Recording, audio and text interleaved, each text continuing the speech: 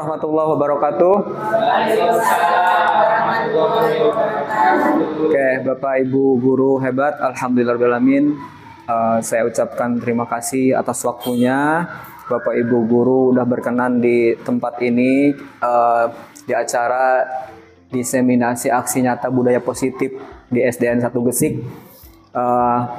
Alhamdulillahirrahmanirrahim, kita dikasih sama Allah Subhanahu wa taala berbagai macam nikmat ya, semoga dan kita ya alhamdulillah bisa berkumpul di sini ya dengan nikmat Allah yang diberikan.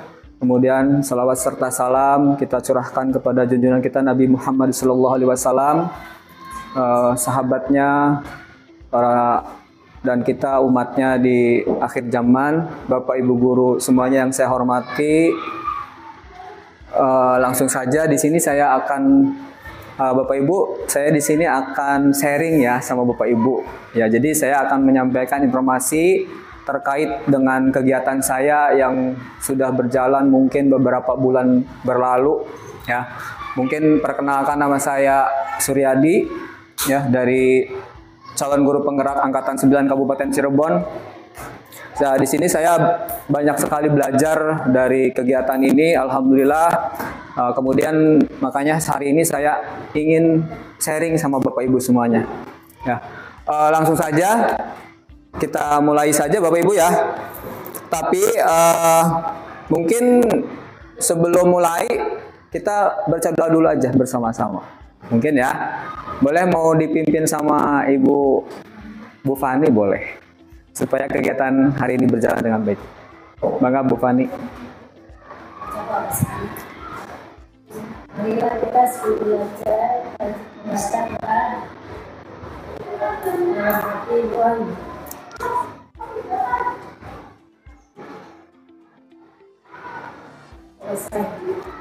Oke, terima kasih Bapak Ibu. Mohon untuk mangga duduknya dengan santai saja, nggak usah ini ya, biar saya juga tidak grogi gitu, santai saja karena ini sifatnya sharing ya Bapak Ibu. Mungkin kalau misalnya saya di sini, mohon maaf bukan saya menggurui, tapi ini hanya berbagi. Ya, mungkin di kita juga alhamdulillah ada guru penggerak sebelum saya. Kita alhamdulillah semua udah luar biasa Bapak Ibu semuanya. Kesempatan saya mungkin sekarang, ntar Bapak Ibu semuanya kita bareng-bareng semua di sini untuk bagaimana kita bersama-sama untuk menjadi penggerak dari sekolah kita semuanya ini. Ya, tentunya buat tujuan pendidikan buat kita semuanya. Baik, kita langsung saja. Di sini saya akan menyampaikan budaya positif Bapak Ibu. Ya, ini sesuai dengan modul 1.4. Ya, alhamdulillah kita banyak sekali gurunya di sini, luar biasa. Ya, insya Allah akan lebih kompak lagi, dan istilahnya di sekolah kita bisa aja sekolah kita menjadi yang terbaik di kecamatan dan di kabupaten gitu ya. Amin, amin. Oke, luar biasa sekali. Nah, sebelum kita mulai ke bahasan berikutnya, di sini saya akan memaparkan dulu sedikit oleh-oleh ya sebagai latar belakang kegiatan hari ini. Ya, menurut Ki Hajar Dewantara, pendidikan adalah menuntun segala kodrat yang ada pada anak-anak agar mereka dapat keselamatan dan kebahagiaan yang setinggi-tingginya, baik sebagai manusia maupun sebagai anggota masyarakat. Anak-anak itu hidup dan tumbuh menurut kodratnya sendiri. Kita sebagai pendidik hanya dapat menuntun tumbuh atau hidupnya kekuatan-kekuatan itu agar dapat memperbaiki lakunya. Sebagai seorang pendidik, kita berkewajiban untuk menumbuhkan karakter siswa agar tumbuh lebih baik. Lingkungan sekolah sebagai tempat peserta didik dalam memperoleh pembelajaran akan mampu menyerap dan menerima suatu pembelajaran apabila lingkungan sekelilingnya terasa aman dan nyaman. Itu adalah sebagai latar belakangnya. Nah, SDN 1 kita, SDN 1 Gesik itu ya, dalam kemarin kita sudah tahu ya bahwa visi misinya luar biasa. Ya, insya Allah kita SDN 1 Gesik itu sudah sangat bagus. Apalagi ntar kalau kita budaya positifnya lebih ditingkatkan lagi.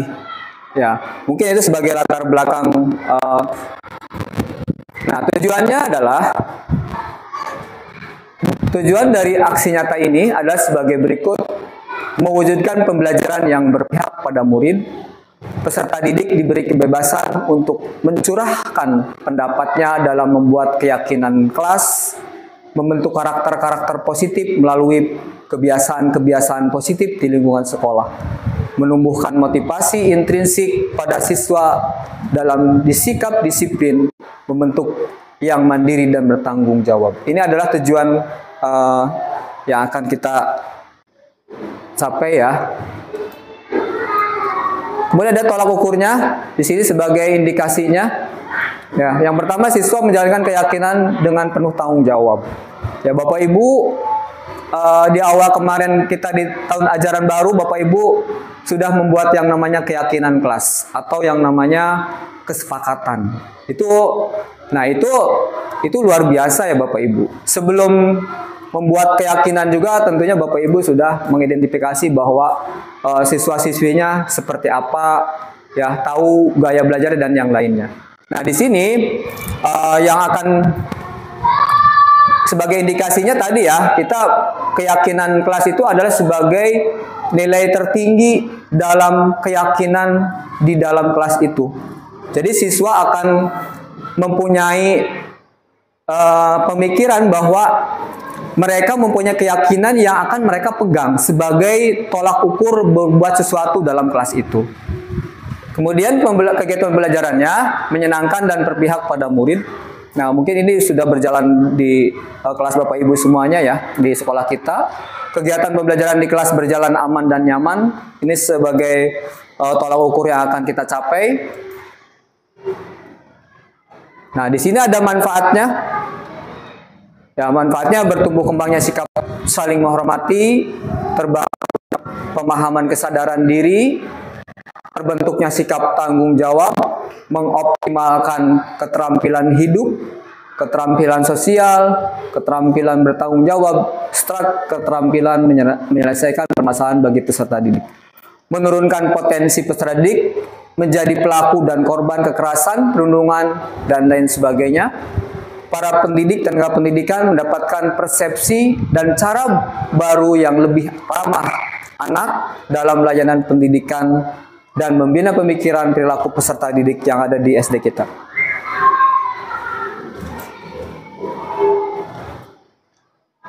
Nah, ini yang akan kita capai setelah kita tadi ya dari latar belakang, kemudian kita paparkan menjadi yang namanya sebuah tujuan, kemudian kita akan mendapatkan yang kita akan capai ya dampaknya gitu. Yang pertama, tercapainya profil pelajar Pancasila pada peserta didik kita sesuai dengan visi SDN 1 Gesik ya, yang luar biasa.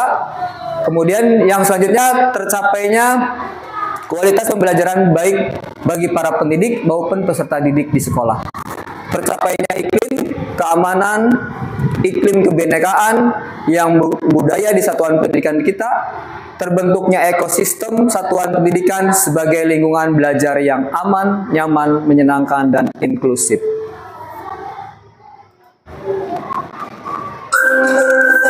Baik Bapak Ibu, boleh kita lihat refresh dulu apa yang ada dalam video ini. Ini cuman hiburan ya, coba bisa dilihat.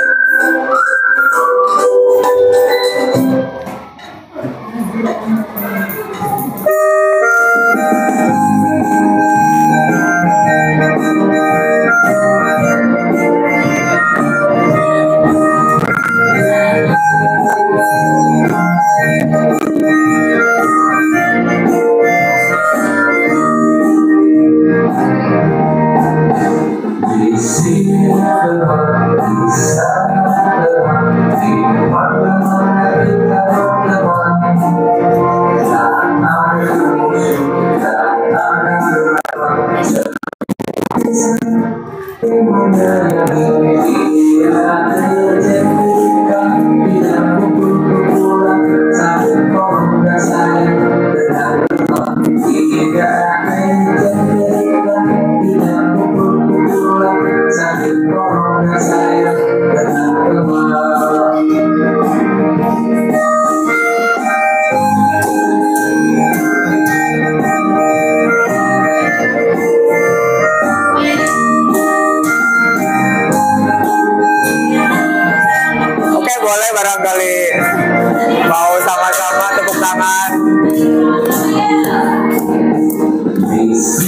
teman di sana mana-mana kita berteman. Ada musuh, ada lawan, semua saling menyayangi. Ejek-ejekan, tidak pukul-pukulan, tidak ejek-ejekan, tidak pukul-pukulan.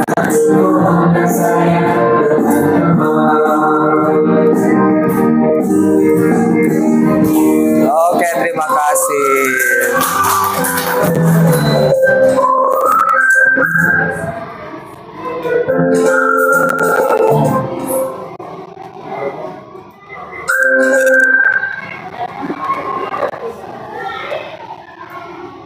Oke, baik ya. Tadi sebagai pengantar ya, kita ada lagu luar biasa. Mungkin ini ntar bersama-sama kita bisa pakai dibuat di kelas kita. Itu sebagai ya supaya pemikiran siswa juga terbawa ke bisa nilainya positif seperti itu. Oke, langsung aja Bapak Ibu guru hebat semuanya. Di sini saya akan memaparkan beberapa yang akan kita di sini sharing ya bersama-sama. Ada budaya positif yang akan kita bahas. Yang pertama adalah perubahan paradigma belajar. Ya, di sini kemudian ada disiplin positif dan nilai-nilai kebajikan universal, motivasi perilaku manusia, kebutuhan dasar manusia, posisi kontrol, restitusi, keyakinan kelas, dan segitiga restitusi. Baik, kita lanjut ke berikutnya yaitu perubahan paradigma belajar. Ya, rekan-rekan semuanya, standar nasional pendidikan, lingkungan yang positif sangat diperlukan agar pembelajaran yang terjadi adalah pembelajaran yang berpihak pada murid.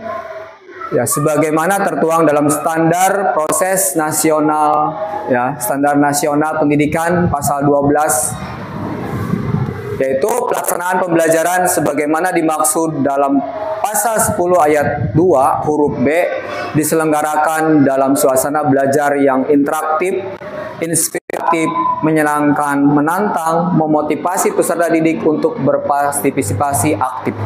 Kemudian memberikan ruang yang cukup bagi prakarsa kreativitas, kemandirian sesuai dengan bakat, minat, dan perkembangan fisik, serta psikologis peserta didik. Nah, di sini sudah jelas ya diatur oleh undang-undang ya bahwa lingkungan kita itu tadi harus memenuhi beberapa atau harus melengkapi unsur-unsurnya. Ya, terdiri misalnya tadi bisa yang namanya dalam lingkungan kita harus sekolah kita itu bisa interaktif Bapak Ibu gurunya dengan Bapak Ibu gurunya yang lain, dengan siswanya, dengan semua yang ada di warga sekolah ini. Kemudian inspiratif, nah ini sebagai panduan buat peserta didik. Ya, guru yang inspiratif atau guru yang bisa memotivasi terhadap siswanya, tentunya Bapak Ibu guru semuanya yang bisa menginspirasi baik dalam kegiatan, baik dalam suatu hal ya yang akan memunculkan ide-ide buat siswanya juga. Kemudian menyenangkan, tentunya Bapak Ibu semuanya ini adalah hal yang sangat tinggi ya, menyenangkan itu. Kenapa? Karena semua hal itu dalam SD kita harus bisa apapun itu bisa menyenangkan ya, baik dalam bergaul, dalam hal apapun ya. Karena apa? Di situ ada yang namanya nilai profesional, kemudian nilai pribadi dan yang lainnya. Kemudian menantang, tentunya di sini banyak sekali kegiatan yang berada di sekolah hal yang menantang bagi baik Bapak Ibu guru semuanya atau misalnya siswa juga. Kemudian memberikan ruang yang cukup bagi prakarsa. Nah, sekarang di kita SD-nya yang luar biasa besar ini butuh banyak sekali untuk prakarsa perubahan. Ya, baik dari segi yang namanya mutu pendidikan ataupun sarana dan prasarana dan yang lainnya. Dari kegiatan-kegiatan kita yang banyak sudah bernilai positif, itu merupakan sebagian besar dari perjuangan Bapak Ibu guru semuanya. Itu adalah nilai positif dalam belajar mengajar di SDN 1 Gresik. Kemudian kreativitas mandiri sesuai bakat dan minat ya, yang Bapak Ibu laksanakan sesuai dengan yang namanya kurikulum Merdeka yang sudah berjalan. Alhamdulillah di kita luar biasa kegiatannya dengan P5-nya ya, banyak sekali, sangat signifikan perkembangannya. Nah, di sini dilanjut dengan yang namanya disiplin positif. Ya, Bapak Ibu pasti kalau misalnya berpikir dengan yang namanya disiplin itu pasti ada yang namanya biasanya kayak tata tertib, aturan. Pasti disiplin, pasti ada yang namanya yang melanggar gitu. Pasti ya, kalau namanya berbicara dengan disiplin pasti ada yang melanggar seperti itu. Kebanyakan orang akan hubungan kita disiplin dengan kata tertib, peraturan, kepatuhan, dan peraturan. Kata disiplin juga sering dihubungkan dengan hukuman. Ya, padahal itu sungguh berbeda. Karena belajar tentang disiplin positif tidak harus dengan memberikan hukuman. Justru itu adalah salah satu alternatif terakhir. Dan kalau perlu tidak digunakan sama sekali dalam pendidikan kita. Makna kata disiplin dimaknai menjadi sesuatu yang dilakukan seseorang pada orang lain untuk mendapatkan kepatuhan.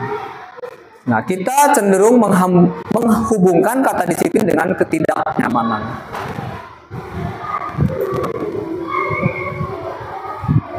Nah, di sini Ki Hajar Dewantara menyatakan bahwa untuk mencapai kemerdekaan atau dalam konteks pendidikan, kita saat ini untuk menciptakan murid yang merdeka, syarat utamanya adalah harus ada disiplin yang kuat dari setiap personal atau dari setiap individu itu. Disiplin yang dimaksud adalah disiplin diri yang memiliki motivasi internal. Jika kita tidak memiliki motivasi internal, maka kita memerlukan pihak lain untuk mendisiplinkan kita. Atau motivasi eksternal. Karena berasal dari luar, bukan dari dalam diri kita, Bapak Ibu semuanya. Sebagai pendidik, tujuan kita adalah menciptakan anak-anak yang memiliki disiplin, ya, disiplin diri sehingga mereka bisa berperilaku dengan mengacu pada nilai-nilai kebajikan universal dan memiliki motivasi intrinsik, bukan lagi motivasi yang datangnya dari luar.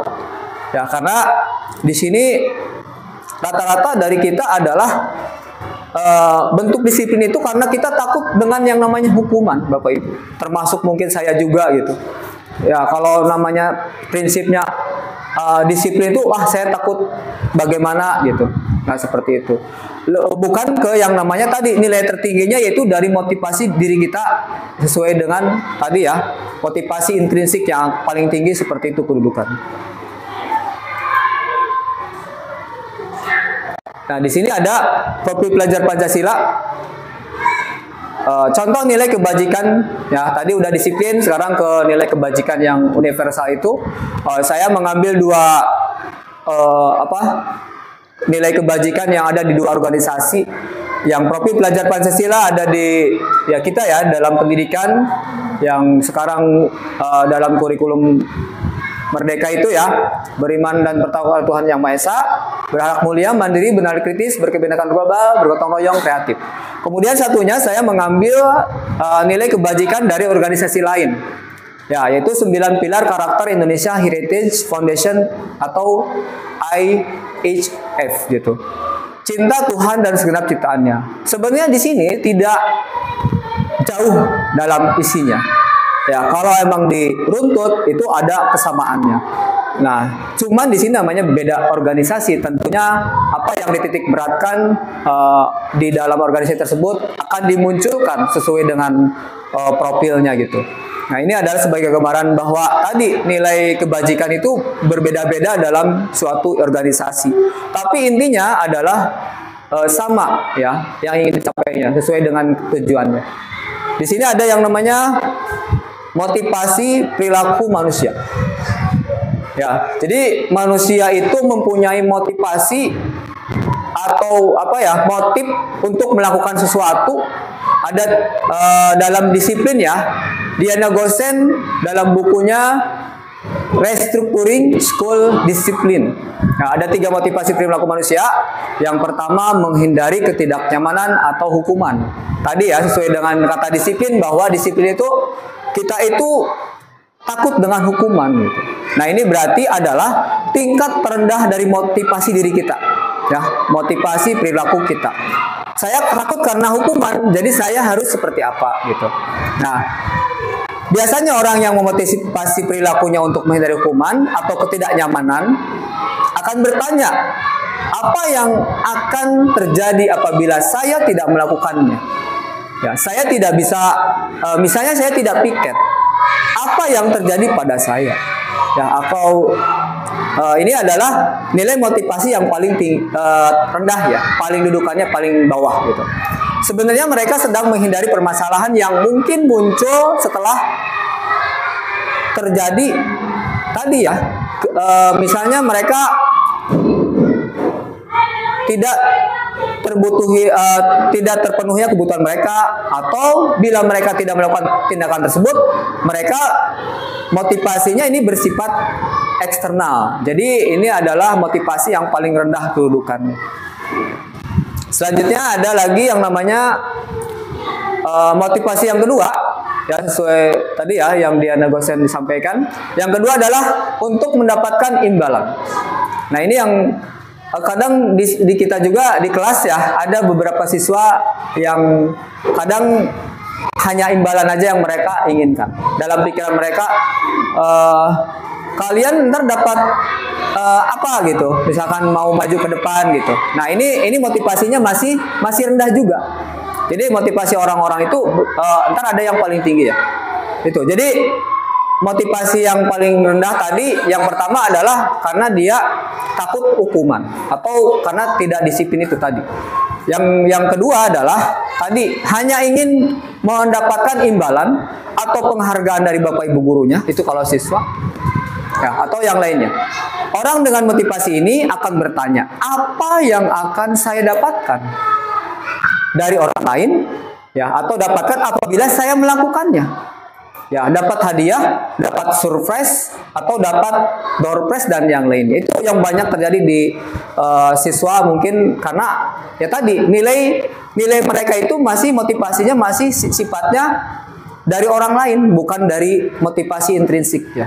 Kemudian yang ketiga adalah untuk menjadi orang yang mereka inginkan dalam menghargai diri sendiri dengan nilai-nilai yang mereka percaya. Nah, ini adalah posisi kedudukan motivasi yang paling tinggi. Ya, kita sendiri, murid kita, siapapun yang bisa yang namanya mereka udah mempunyai motif dalam dirinya, yaitu ingin mendapatkan atau menghargai dirinya sendiri. Ini adalah tingkatan motivasi yang paling tinggi. Ya, kemudian apa? Peserta didik juga misalnya saya ingin bahwa saya melakukan ini karena saya tahu bahwa orang yang saya idam-idamkan misalkan seperti apa, seperti itu. Ya, jadi di sini ada pertanyaannya, menjadi orang yang seperti apa apabila saya melakukan? Ya, ini adalah motivasi yang paling tinggi, ya, dalam dirinya. Kemudian mereka melakukan sesuatu karena nilai-nilai yang mereka yakini dan hargai. Dan mereka melakukannya karena mereka ingin menjadi orang yang melakukan nilai-nilai yang mereka yakini tersebut. Ini adalah motivasi yang paling tinggi atau bersifat internal. Jadi bukan eksternal. Oke. Tadi udah ke motivasi diri, ya, Bapak Ibu guru hebat semuanya. Kita akan berlanjut ke yang namanya kebutuhan dasar manusia. Di sini ada 5 kebutuhan dasar manusia. Bapak Ibu mungkin udah mengenal di awalnya. Kita akan berbagi saja. Yang pertama itu ada yang namanya bertahan hidup. Jadi manusia itu kita kebutuhannya cuma 5 yang menurut para ahli itu. Ya, di sini ada bertahan hidup atau survival. Ya, kemudian karena kasih sayang atau dasar pengen diterima gitu. Ada yang namanya kebebasan, kesenangan, sama penguasaan. Nah, oke, baik, kita akan bahas satu-satu. Yang pertama adalah kebutuhan bertahan hidup. Ya, mungkin semua orang di dunia ini, yang pertama kebutuhan hidupnya adalah tadi ingin bisa bertahan hidup. Ya, kebutuhan bertahan hidup ini adalah tadi kayak survival seperti itu, yang bersifat fisiologis. Jadi kita menyesuaikan dengan tempat lingkungan kita. Ya, misalnya kesehatan, rumah, makanan, kebutuhan biologis dan sebagainya. Dari proses reproduksi termasuk kebutuhan untuk tetap bertahan hidup. Komponen psikologis pada kebutuhan ini meliputi kebutuhan akan perasaan aman. Dalam kasus di sini ada kasus ya yang saya angkat itu namanya Doni. Ya, si Doni itu dia itu suka mengambil makanan punya temennya. Bukan dia karena dia tidak bawa makanan, bukan. Nah, kasusnya seperti itu ya. Oke, kita lanjut dulu. Kebutuhan yang pertama adalah tadi kebutuhan bertahan hidup. Kemudian ada kasih sayang. Ya, kebutuhan untuk diterima. Kebutuhan ini ada 3 kebutuhan berikutnya adalah kebutuhan psikologis ya. Di sini psikologis berarti lebih ke yang namanya pemikiran. Kebutuhan ini sayangi dan diterima. Kebutuhan akan hubungan koneksi sosial, kebutuhan untuk memberi, menerima kasih sayang, kebutuhan untuk merasa menjadi bagian dari suatu kelompok. Ya, di sini tadi ya ada kasus yang tadi saya sampaikan. Di sini ada Doni. Dalam kasus Doni, apabila Doni menjawab bahwa alasannya mengambil bekal temannya, ya, karena dia merasa senang temannya memperhatikan dia. Jadi Doni itu ngambil bekal temannya di sekolah, di satu ruangan di kelas itu karena dia ingin diperhatikan sama temennya, bukan dia karena tidak punya bekalnya gitu. Nah, ini contoh kasusnya ya. Kemudian karena temannya, dia merasa temannya jadi memperhatikan dia. Kemudian ketika temannya melaporkan tindakan itu pada gurunya dan gurunya memberitahu orang tuanya juga, sehingga orang tuanya itu menjadi memperhatikan dia juga di rumah gitu. Maka kebutuhan dasar yang sedang dipenuhi Doni adalah kebutuhan akan kasih sayang ya, baik di lingkungan di sekolah ataupun di rumah atau di lingkungan masyarakat. Selanjutnya kebutuhan berikutnya adalah kebutuhan dasar manusia itu adalah penguasaan. Kebutuhan pengakuan atas kemampuan. Kebutuhan ini berhubungan dengan kekuatan untuk mencapai sesuatu. Menjadi kompeten, mampu, terampil, diakui atas prestasi dan keterampilan kita dan yang lainnya ya. Kebutuhan ini meliputi keinginan untuk dianggap berharga. Bisa membuat perbedaan, bisa membuat capaian kompeten diakui, dihormati, yang meliputi self-esteem dan keinginan untuk meninggalkan pengaruh. Anak-anak yang memiliki kebutuhan dasar akan penguasaan yang tinggi biasanya selalu ingin menjadi pemimpin. Dan dalam kelasnya, mereka juga ingin mencoba hal yang baru dan merasa kecewa ya bila melakukan kesalahan. Mereka juga biasanya rapi dan sistematik dalam selalu ingin mencapai yang terbaik. Nah, dalam kasus Doni, apabila jawaban Doni adalah dia merasa hebat karena temennya jadi takut sama dia karena emang bekalnya diambil gitu. Nah, maka sebetulnya Doni itu dia ingin berusaha memenuhi kebutuhan dasarnya, yaitu kekuasaan. Saya ingin berkuasa di sini. Nah, saya ingin berkuasa supaya teman-teman itu takut terhadap saya. Ya, untuk bisa tadi itu sebagai kebutuhan dasar untuk penguasaan atau pengakuan atas kemampuannya. Kita lanjut ya Bapak Ibu semuanya. Di sini ada yang namanya kebutuhan dasar manusia tentang kebebasan. Kebutuhan akan pilihan. Kebutuhan untuk bebas adalah kebutuhan akan kemandirian, otonomi, memiliki pilihan dan mampu mengendalikan arah hidup seseorang. Anak-anak dengan kebutuhan kebebasan yang tinggi menginginkan pilihan mereka perlu banyak bergerak, suka mencoba-coba, tidak terlalu terpengaruh orang lain, dan senang mencoba hal baru dan menarik. Di kasus yang tadi Doni, ya, bila jawaban Doni dalam kasus ini adalah bahwa dia merasa bosan dengan bekal yang dibawa ke sekolah itu, yang dibawakan oleh ibunya ya, karena ibunya selalu membawakan bekal yang sama. Oleh karena itu, dia ingin mencoba makanan teman-temannya yang beraneka ragam. maka Doni sedang berusaha untuk memenuhi kebutuhan akan kebebasan. Dia tidak mau setiap hari sarapannya cuman nasi goreng misalnya. Bosen. Jadi dia ingin bebas. Teman-temannya setiap hari ganti-ganti terus gitu Bapak Ibu. Makanya dia melakukan tadi kebutuhan yang dia itu kebutuhan dasarnya yaitu kebutuhan kebebasan bahwa dia ingin melakukan itu terhadap temannya.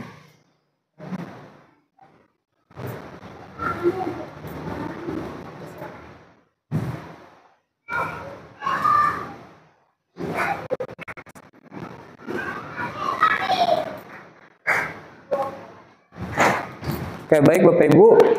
Selanjutnya yaitu kebutuhan dasar manusia itu kesenangan, kebutuhan untuk merasa senang. Kebutuhan akan kesenangan adalah kebutuhan untuk mencari kesenangan, bermain, tertawa. Bayangkan hidup tanpa kenikmatan apapun, betapa menyedihkan. Glaser menghubungkan kebutuhan akan kesenangan dengan belajar. Semua hewan dengan tingkat intelijen tinggi, lumba-lumba, primata dan lainnya, ya mereka suka bermain. Saat mereka bermain, mereka mempelajari keterampilan ya hidup yang penting. Manusia tidak berbeda. Anak-anak dengan kebutuhan dasar kesenangan yang tinggi biasanya ingin menikmati apa yang dilakukan. Mereka juga bisa berkonsentrasi tinggi saat mengerjakan hal yang disenangi. Mereka suka permainan, mengoleksi barang, bergurau, melucu, dan juga menggemaskan. Bahkan saat mereka bertingkah laku buruk pun mereka masih terlihat lucu. Dalam kasus Doni yang tadi saya paparkan di sini bahwa ia melakukan karena iseng saja dan ia menikmati ekspresi temannya yang kesal di saat dia mengambil makanannya. Ya, menurut dia ekspresi teman-temannya itu lucu gitu. Jadi ini dalam kasus Doni itu dia hanya cuman ingin melihat temannya ya lucu kalau misalkan dia marah atau seperti apa. Menurut Doni gitu bahwa dia kebutuhan Doni itu adalah hanya sebatas kesenangan saja ya. Nah, inilah Bapak Ibu guru semuanya. Ini adalah 5 dasar kebutuhan yang ada pada manusia. Selanjutnya di sini ada yang namanya posisi kontrol restitusi.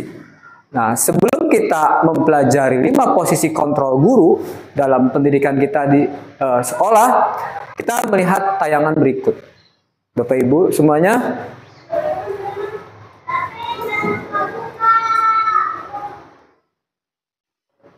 Kita akan amati video tersebut. Mungkin Bapak Ibu akan bisa memaknainya.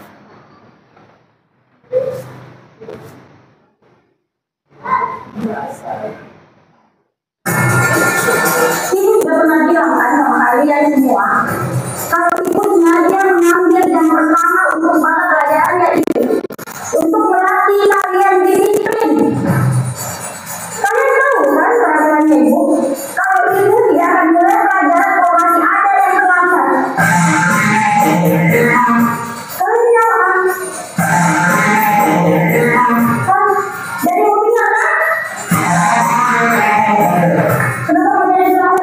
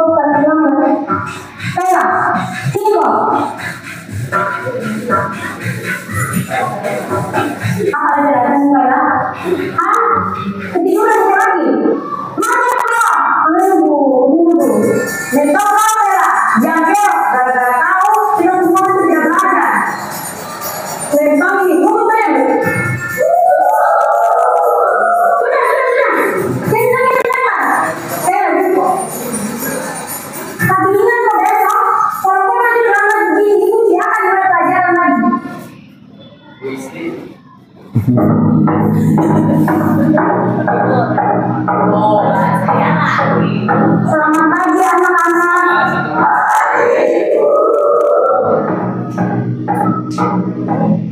Betul-betul detail. Dan teman-temannya kemarin sudah dilempari dan terlambat di kelas. Ada jauh sama yang asli. Begitu teman. Sepanjang pelajaran ini hari ini, berdiri terus di depan. Udah ya terlambat sih.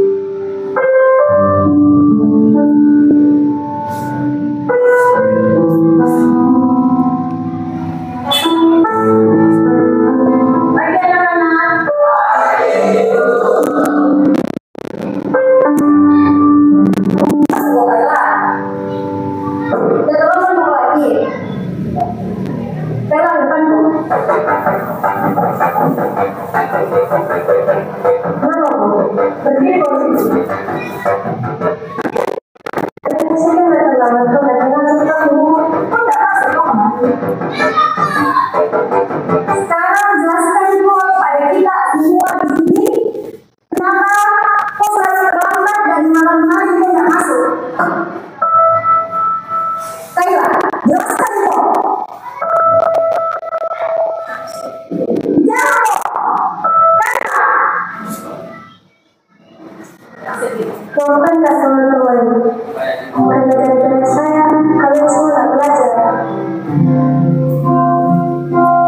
Hari pertama, saya terlambat karena rumahku belum berdarah.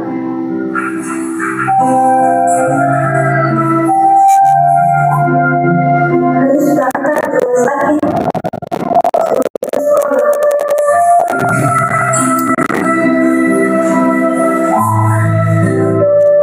Hari kedua, saya terlambat ke sekolah karena harus ke rumah sakit. Setelah makan dengan mamaku, baru saya di sekolah. Hari ketiga kemarin, saya tak masuk sekolah.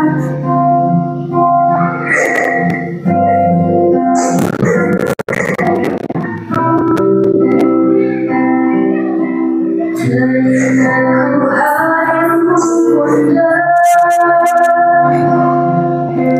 menjagaku di kecil dulu. Tetapi kenapa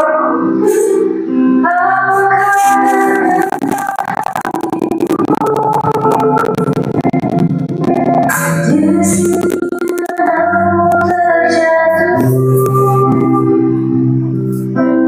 Tak ada tempatku di mana.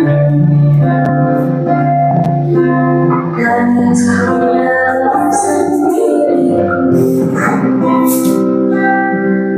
Kalau aku selalu dari sini, tak pernah hari ini.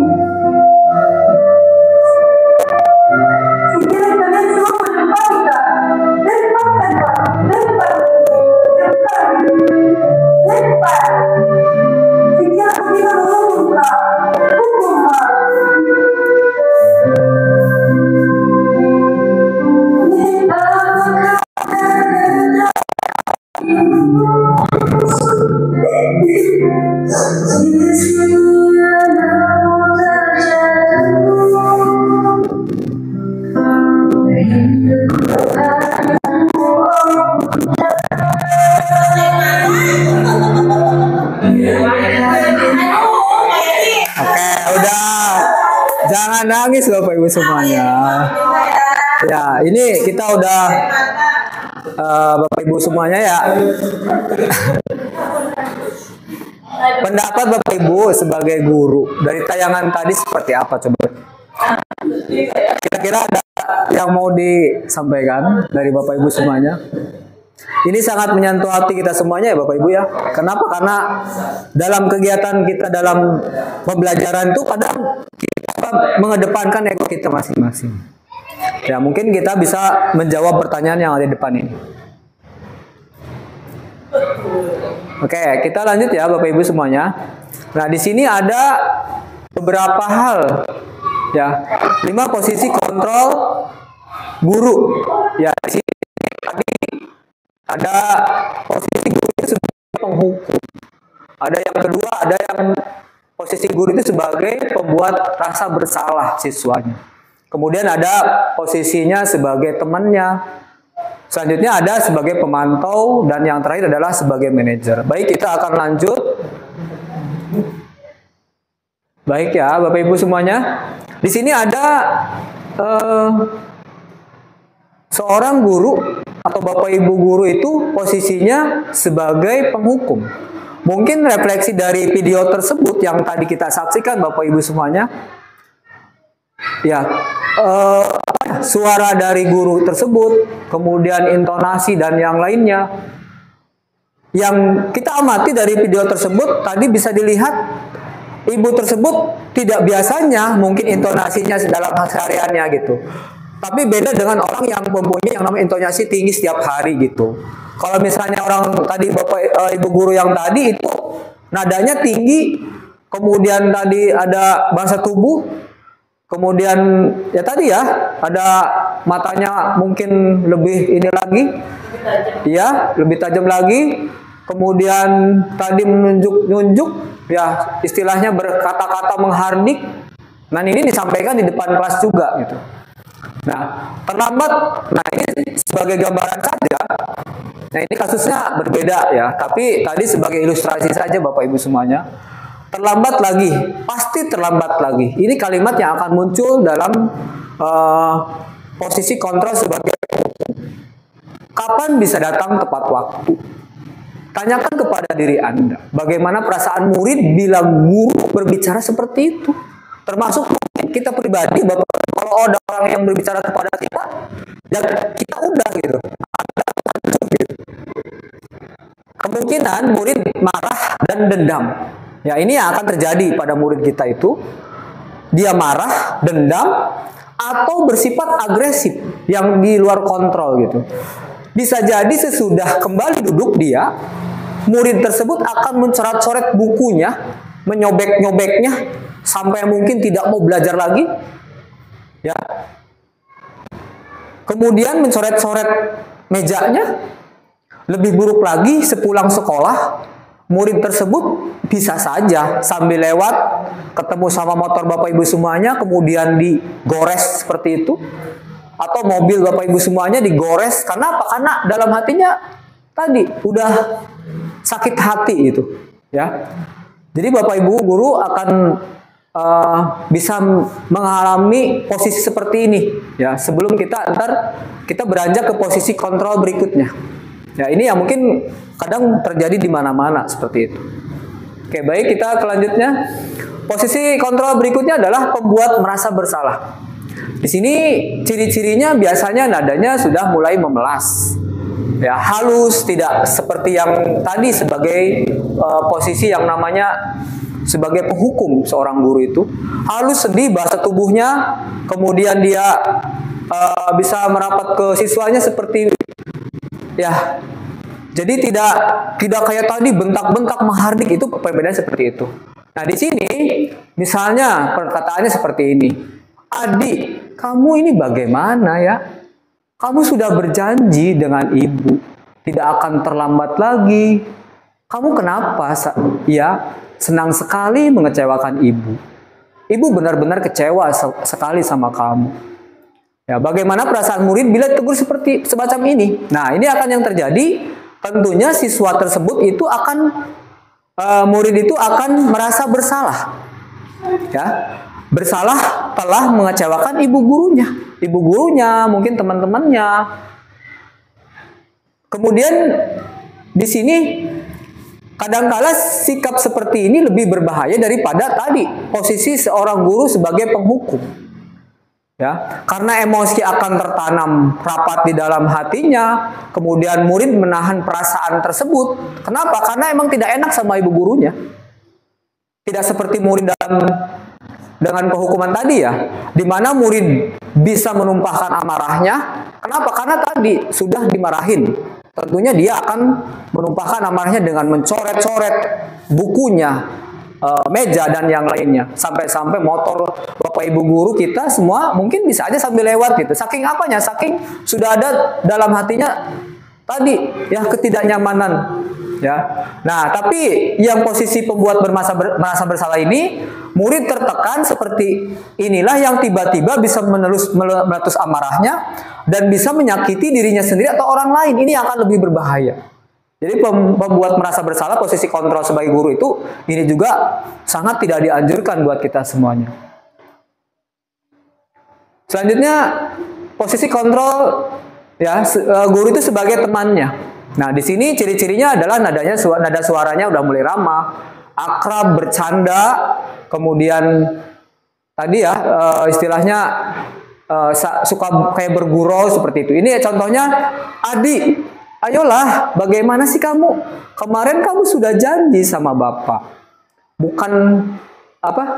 Kenapa terlambat lagi? Sambil tertawa ringan gitu kan? Ya itu posisi sebagai temannya. Berarti posisi seorang guru di sini adalah sebagai posisi kontrol sebagai temannya. Adi juga tentunya dia tidak akan ini ya. Kemudian ya sudah, tidak apa-apa, duduk sana. Nanti Pak Guru bantu kamu ini, sambil senyum-senyum seperti itu.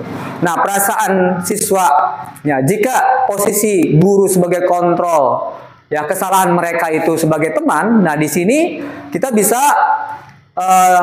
ada dampaknya ya Bapak Ibu. Ini termasuk dampaknya yang positif. Hanya saja di sisi negatifnya ada. Ternyata murid menjadi tergantung pada guru tersebut. Bila ada masalah apapun, mereka tidak mau oleh guru yang lain. Kenapa? Karena saya udah merasa berteman dengan guru si A, si B, si C gitu. Jadi ini posisi sebagai teman juga dalam posisi kontrol sebagai seorang guru ini masih kurang ya Bapak Ibu guru semuanya. Oke. Kemudian posisi kontrol berikutnya adalah sebagai pemantau. Nah, ciri-cirinya nada suara datar, ya, bahasa tubuh yang formal. Misalnya contohnya, Adi, tahukah kamu jadi jam berapa kita memulai? Adi, tahu Pak. Guru, kamu terlambat 15 menit. Apakah kamu sudah mengerti konsekuensi yang harus dilakukan bila terlambat? Kemudian Adi menjawab, paham Pak. Saya harus tinggal kelas pada jam istirahat. Nanti saya akan mengerjakan tugas ketinggalan saya. Nah, di sini ya benar, nanti pada saat jam istirahat kamu harus tinggal di kelas untuk menyelesaikan tugas yang tertinggal tadi. Saya tunggu. Bagaimana perasaan murid diperlakukan seperti ini? Nah, murid memahami konsekuensi yang harus dijalankan karena telah melanggar salah satu peraturan sekolah. Guru tidak menunjukkan suatu emosi yang berlebihan, menjadi marah atau membuat merasa bersalah. Murid tetap dibuat tidak nyaman, yaitu dengan harus tinggal di kelas pada waktu jam istirahat dan mengerjakan tugas. Guru tetap harus memantau murid pada saat mengerjakan tugas di jam istirahat, karena murid tidak bisa ditinggal seorang diri. Nah, ini adalah posisi guru sebagai pemantau. Jadi ini sudah mulai terlihat bahwa seorang guru itu tadi ya, tapi tetap di sini masih tetap tidak ada ya, ada unsur yang tidak nyaman bagi siswa. Kenapa? Dia orang lain istirahat, dia itu malah mengerjakan tugas karena dia emang terlambat gitu. Tapi dia tahu konsekuensinya. Nah, ini sebagai guru sebagai pemantau posisinya. Selanjutnya yaitu guru ya, posisi kontrol sebagai manajer. Ada ciri-cirinya nada suara tulus, bahasa tubuh tidak baku, kemudian mendekat ke siswa. Nah, di sini ada contohnya. Adi, apakah kamu mengetahui jam berapa sekolah dimulai? Kemudian menjawab, tahu Pak, jam 7.00. Ya, jadi kamu terlambat. Kira-kira bagaimana kamu memperbaiki masalah ini? Saya bisa menanyakan teman saya, Pak, untuk mengejar tugas yang tertinggal. Baik, itu bisa dilakukan. Apakah besok akan ada masalah untuk kamu agar bisa hadir tepat waktu ke sekolah? Tidak, Pak. Saya bisa hadir lebih tepat waktu. Nah, di sini, baik, saya hargai usahamu untuk memperbaiki diri. Bagaimana perasaan murid diperlakukan seperti ini? Kira-kira Bapak Ibu diperlakukan seperti ini, apakah Bapak Ibu akan merasa bersalah atau merasa dendam atau merasa bagaimana menurut Bapak Ibu?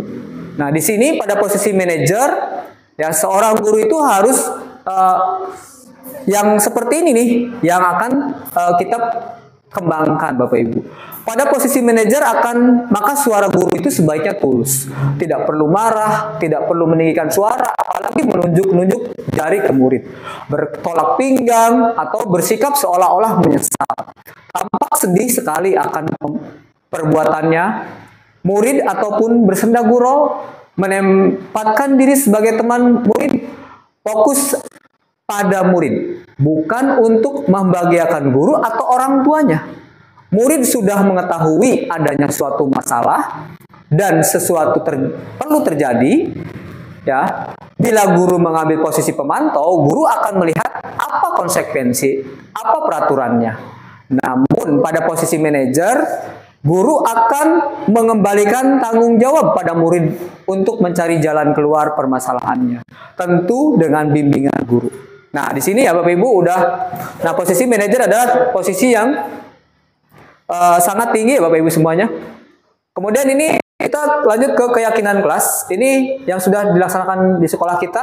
Bapak Ibu guru membuat keyakinan sebagai keyakinan kelas. Ada mungkin kalau di kelompok kecil ada keyakinan kelompok kecilnya. Nah, ini nilai keselamatan. Ya, di sini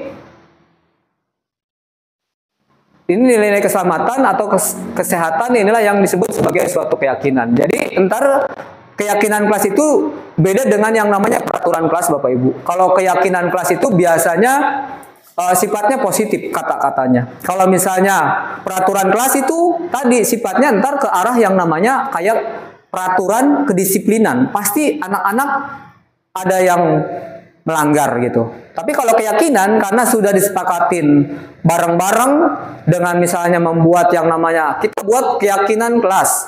Anak-anak kita silahkan kalian buat keyakinan apa yang supaya belajar kita lebih enak, lebih nyaman, lebih kamu dapat pembelajarannya.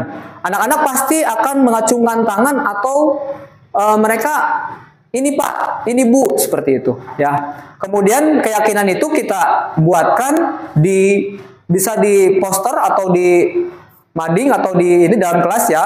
Kemudian ditandatangan di bawahnya bahwa keyakinan ini akan kita jadikan sebagai acuan bahwa di kelas itu harus meyakini tadi ya keyakinan yang sudah disepakati. Nah, di sini ada beberapa contohnya. Ya, kebajikan nilai secara universal, ya rasa hormat, ini contohnya. Nah, di sini ada perbedaannya. Tadi yang telah saya sampaikan bahwa keyakinan itu berbeda dengan peraturan. Peraturan itu zaman dulu namanya peraturan kelas. Peraturannya apa gitu ditanya. Nah, itu sudah tidak berjalan ya. Sekarang ada yang namanya keyakinan kelas atau nilai kebajikan yang dituju gitu. Yang pertama, Bapak, misalkan saya kasih contoh ya, selalu mengembalikan buku ke tempatnya. Nah, ini yang sering terjadi di kelas kita. Buku, Bapak Ibu guru yang beresin, teman-teman yang piket yang beresin, pas pinjam buku, ya tidak dikembalikan lagi ke tempatnya. Nah, ini bahasanya enggak, selalu buku ke tempatnya. Ini masih nilainya bersifat negatif ya. Kalau di sini, di keyakinan kelas bersifat positif, tanggung jawab. Ini adalah bahasa dari selalu kembalikan ke buku ke tempatnya. Contohnya tanggung jawab, kembalikan buku ke tempatnya. Ya, mereka dengan bahasa seperti itu kita sampaikan aja banyak hal yang perlu dibahas di keyakinan itu selain yang namanya kata-kata yang akan diposisikan sebagai kata positif itu. Nah, tentunya ada yang namanya tadi, ntar sebelum membuat keyakinan kelas itu ada yang namanya kita harus tahu dulu tugas guru itu apa, tugas siswa itu apa, tugas temannya apa, tugas kelompok apa gitu. Nah, itu akan kita bahas sebelum membuat keyakinan kelas. Baru ntar itu akan siswa itu akan tahu bahwa tugas guru, masa Bapak Ibu guru nyapu gitu. Nah, itu mereka pasti akan ambil sapunya dan akan sudah Ibu, saya aja yang nyapu. Nah, itu kalau mereka sudah tahu tugas guru, tugas siswa, tugas teman-temannya gitu. Nah, ini adalah sebagai contoh kata-kata untuk keyakinan kelas. Nah, di sini ada selanjutnya adalah restitusi, sebuah cara menanamkan disiplin positif pada murid. Nah, di sini restitusi adalah proses menciptakan kondisi bagi murid untuk memperbaiki kesalahan mereka sehingga mereka bisa kembali pada kelompok mereka dengan karakter yang lebih kuat. Ya, ini menurut Diana Gosen 2004. Restitusi juga adalah proses kolaboratif yang mengajarkan murid untuk mencari solusi untuk masalahnya itu dan membantu murid berpikir tentang orang seperti apa yang mereka inginkan dan bagaimana mereka harus memperlakukan orang lain, ya, menurut Chelsom Gosen 1996. Nah, Bapak Ibu semuanya, ini adalah segitiga restitusi. Nah, ini yang akan kita laksanakan setiap ada suatu masalah yang besar. Kita bisa pakai yang namanya segitiga restitusi ini, Bapak Ibu semuanya. Ya, ada di sini ada 3 sisi. Yang pertama adalah sisi yang paling bawah. Di situ menstabilkan identitas. Kemudian ada yang sebelah kiri, sebelah sini, sebelah kanan ya dari saya, sebelah kanan atau sebelah kiri dari Bapak Ibu semuanya, itu validasi tindakan yang salah. Kemudian ada sisi sebelah kiri dari saya, itu menanyakan keyakinannya. Nah, di sini ini adalah sebagai metode. Tapi ini bukan salah satu metode ya, ada beberapa metode lain. Ini yang sangat bagus metode ini yang dipakai dan memang sudah berjalan ya, seperti itu Bapak Ibu. Di sini ada contohnya menstabilkan identitas. Di sini contohnya ada seorang anak, ya ntar ada kasus di setelah ini ya. Ya, tahapannya adalah tadi tahapan menstabilkan identitas. Jadi kita tanya dulu siswanya berbuat salah itu tidak apa-apa. Ya. Jadi anak itu datang ke kita atau kita yang menghampiri atau memanggil anak tersebut, kita bisa memunculkan kalimat pertanyaan seperti ini. Tidak ada manusia yang sempurna. Misalnya datang, kamu kenapa, ada masalah apa, seperti itu. Ya, di awalnya ini mungkin yang akan menjadi menstabilkan identitas. Identitas itu misalkan dia itu salah atau seperti apa gitu posisinya.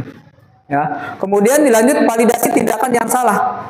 Nah, di sini kita harus bisa tahu bahwa tindakan yang salahnya itu seperti apa gitu. Contohnya di sini perkataannya, kamu pasti punya alasan mengapa melakukan hal tersebut gitu. Nah, ini kita akan sampaikan seperti itu dan ada beberapa lagi kata di bawahnya. Kemudian ada menanyakan keyakinan sebagai cara ininya ya, solusinya. Nah, ini kalimatnya adalah apa keyakinan kelas yang kita percayai.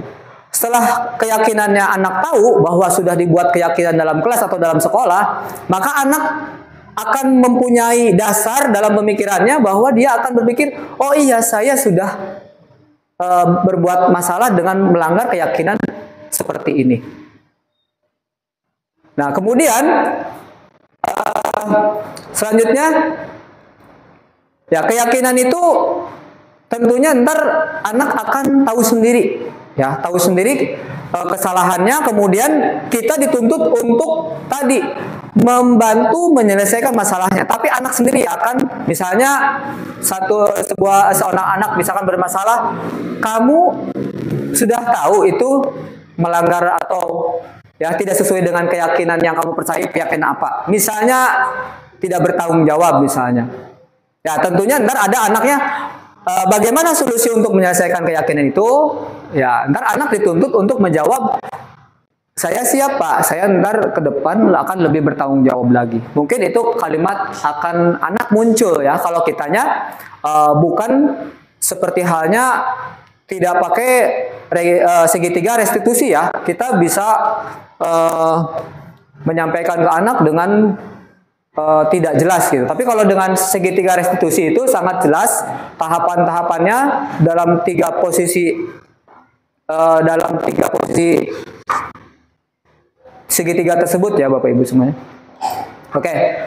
Mungkin dari saya seperti itu Bapak Ibu guru semuanya. Oke, boleh Bapak Ibu semuanya kita sharing aja ya. Boleh barangkali ada yang mau menambahkan, atau misalnya ada yang mau mengklarifikasi, atau misalkan ada yang mau merefleksikan kegiatan yang telah kita laksanakan ini. Boleh siapa aja. Apa aja ya, boleh. Kita karena kalau misalnya saya tidak bisa jawab, mungkin rekan-rekan yang lain bisa jawab. Bangga Bapak Ibu. Boleh siapa? Pak Lukman bangga. Assalamualaikum warahmatullahi wabarakatuh. Waalaikumsalam warahmatullahi wabarakatuh. Terima kasih untuk kesempatannya. Menarik sekali apa yang tadi sudah dipaparkan oleh Pak Yandi mengenai budaya positif ya. Saya di sini sebagai seorang guru sangat tertarik akan namanya restitusi tadi Pak ya. Terus juga terkait dengan posisi kontrol khususnya terhadap guru. Jadi saya sendiri sebagai seorang guru, saya merasa masih jauh dari kata yang tadi Pak ya disampaikan bahwa harus menjadi sebagai seorang manajer. Saya di kelas kadang bisa saja memposisikan diri seolah-olah sebagai teman, gitu. Kadang juga seolah-olah sebagai penghukum, kadang juga, gitu. Atau bahkan merasa membuat bersalah gitu, Pak Yadi. Jadi apa yang disampaikan Pak Yadi, mudah-mudahan sih buat saya sendiri bisa jadi introspeksi diri saya sendiri terkait posisi saya sebagai seorang guru yang sebaiknya harus menjadi seorang manajer gitu, tanpa harus berupaya menyalahkan murid ataupun seolah-olah saya yang membuat murid merasa tidak nyaman dalam proses pembelajaran.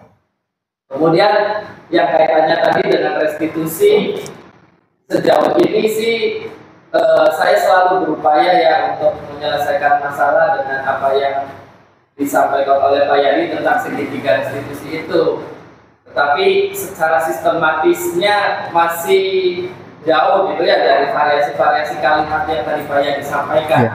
Ada menstabilkan identitas, validasi atau menanyakan keyakinan yang itu tuh. Nah, mudah-mudahan ini bisa jadi rujukan saya yang baik itu harus seperti itu. Kadang saya mungkin ada sebagian yang saya rasa mirip-mirip lah itu, termasuk menstabilkan identitas, tetapi validasi dan lainnya tidak dilaksanakan gitu Pak Yadi. Nah ini mudah-mudahan sih untuk kita semua bareng-bareng ya, mudah-mudahan bisa melaksanakan ketika menemukan suatu permasalahan di kelas, gitu, bisa menyelesaikan dalam bentuk segitiga restitusi. Terima kasih. Terima kasih Pak Lukman sudah menambahkan ini ya, betul sekali Pak Lukman ya. Sebenarnya intinya saya juga masih belum bisa Pak. Pada implementasinya kita sama-sama belajar, sama-sama saling mengingatkan.